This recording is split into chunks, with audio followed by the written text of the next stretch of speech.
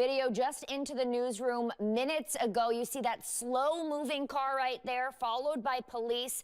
This is the end of a police chase that made for a very busy day for local, county, and state law enforcement. Right now, we're looking at this together. You can see what seems to be the suspect's car after officers deployed spike strips to slow that car down. You see it actually driving on the sidewalk there. This is in the 6800 block of Milwaukee Street. That's right by the Meadowlands apartment. You see officers running in there with a K-9 unit. They eventually take that suspect into custody in that building.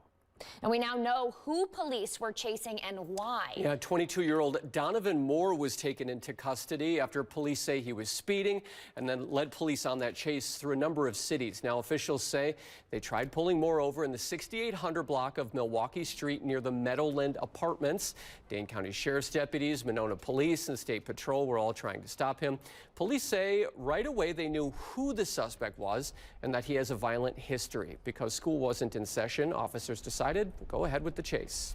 It just so happened that that the conditions were such that we were able to successfully deploy tire deflation devices to slow down the speeds of this individual eluding us. And then when he took off on foot, we knew where that individual fled, followed the law, obtained a search warrant, and successfully got that person into custody. Now, as you saw at the end of the video, the suspect did run into an apartment, hid from police there. They eventually did get him out. No weapon was found. Officers say they spent extra time talking to concerned residents in the area who were concerned with how many police showed up. We'll keep you updated on air and online.